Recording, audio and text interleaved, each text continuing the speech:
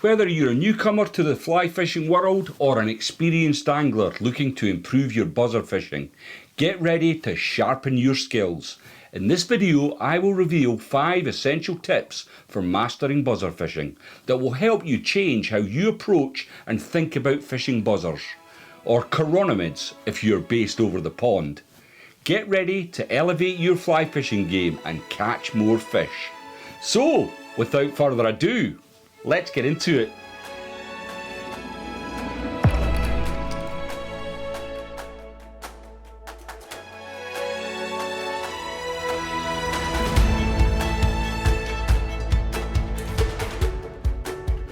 If you were anything like me when you started to learn how to fish, from a relative or a friend, the most important thing was to get you catching fish. If you are ever lucky enough to introduce someone to the sport, it's key to make sure that they catch fish. It's at this point that most people get hooked on the sport. Probably the best way to do this is stroking back a lure or a streamer. This will very often be the quickest way to get a new angler into sport. As you progress with your fly fishing journey, there is a wealth of other methods to try. Dry fly, wets and nymphs, to name but a few. By the way, my name's Lindsay and I make fly fishing and fly tying videos. If this video gives you some value, please hit the thumbs up button and consider subscribing to the channel. It's absolutely free and you can unsubscribe at any time. Fishing buzzers can be intimidating. Watching someone who has mastered buzzer fishing can be perplexing, as there really isn't much to see other than them hooking fish after fish. This is because what they are doing is sometimes very subtle. I am going to break down 5 tips that will start you on your journey to better buzzer fishing.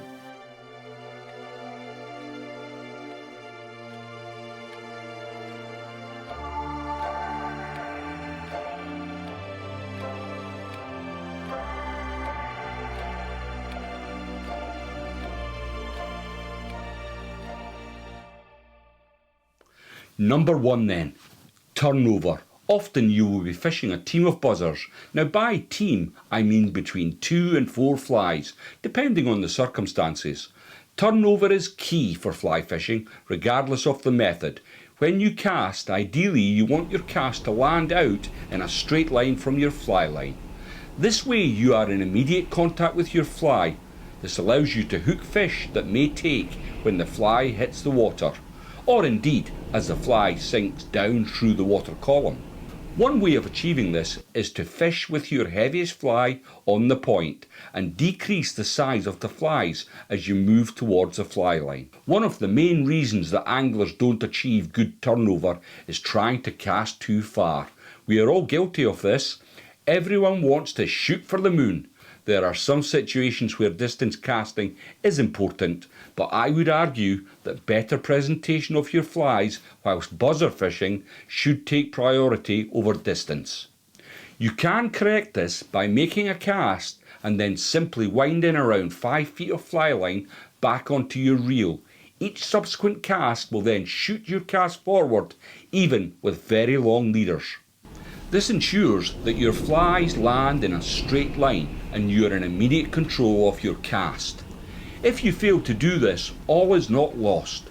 Simply start your retrieve with a long pull of the fly line to straighten everything out before starting your retrieve.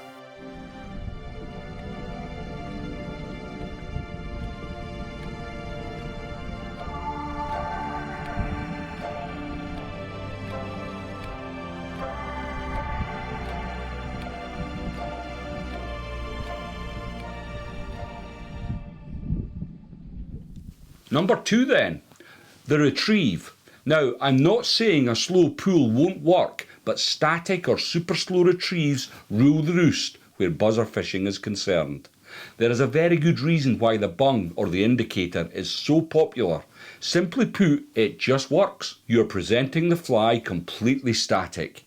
If you want to see more about fishing this deadly method, I will link the video at the end of this tutorial. The bung brings its limitations though. You're restricted with how deep you can fish. Any more than 12 feet and you may well struggle to land a fish hooked on the point fly. This is more than adequate for most small stillwater venues, but if you're on larger venues, you might want to explore all the depths. When you're straight lining a team of buzzers, you must give them time to sink through the water column. A good way to do this is count them down in your head, or with a stopwatch if you want to be more accurate. While the flies are descending through the water, it's essential to watch the end of your fly line. Applying some muslin can aid with this and keeping the tip of your floating line nice and high in the water. This is referred to as fishing on the drop. Success with this method is reliant on good contact with your flies. The takes when buzzer fishing can be arm-wrenching, but sometimes it can just be a slight movement at the end of your fly line. If you have had no joy on the drop, it's time to retrieve your flies. The slowest of retrieves is often best. Occasionally incorporate a long pull. This will raise your flies in the water column, allowing them a few seconds to sink back down. This can often be the point fish will take, as your flies are mimicking the behaviour of the natural. The natural is trying to get to the surface to hatch, but often fails and drops back down. Continue your retrieve until your flies are back to you, then repeat the process.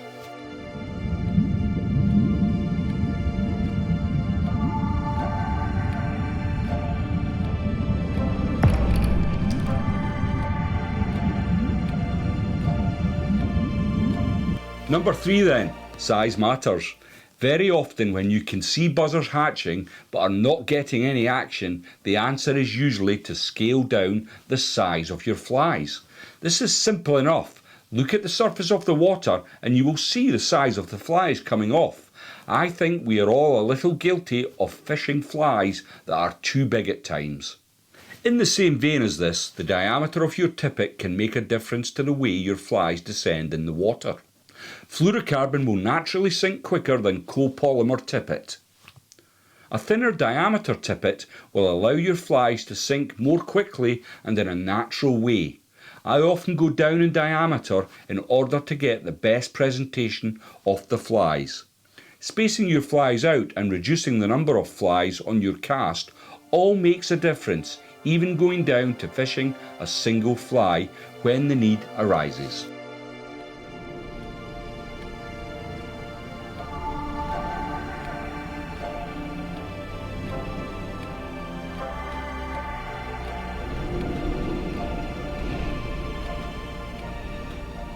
Number 4 then, versatility. Fishing buzzers can be done whatever the depth the fish are feeding at. This can be achieved by fishing the washing line. This involves removing your point fly and replacing it with a fab or a booby pattern. If the fish are feeding higher in the water column, replacing your varnished buzzers with flies like the muskins or a dial back can also help keep your cast in the taking zone for longer. Fish will always move to where the source of the food is located, so be alive to any changes in the situation. Don't be lazy. If you have been catching well and this stops, then something has changed and you need to adapt and change to keep catching. It may be that the window of opportunity has simply passed, but more often than not, the fish have moved up or down in the water column, or just a few feet along the bank.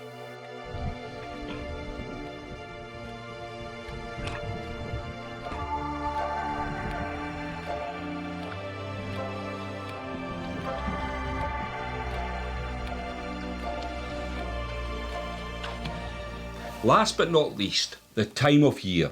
Buzzers can be fished year round, but arguably the best time of year is the springtime. If you want to go and build your confidence fishing these patterns, there is no better time than the spring. The buzzers in the spring are usually large and black. Although there are many choices of fly patterns, I believe you only need a few trusted patterns in different sizes. You will start to build confidence in certain patterns and will soon build a solid selection for buzzer fishing. Here are a few of my favourites for the springtime fishing.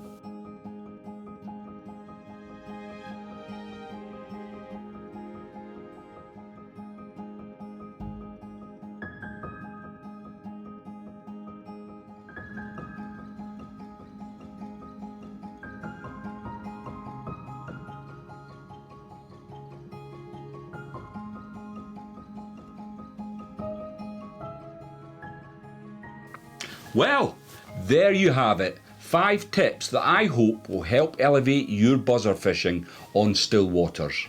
It can be an incredibly effective method of fishing. You just need to give it a chance to work for you. Thanks again for watching, and I'll see you all in the next one.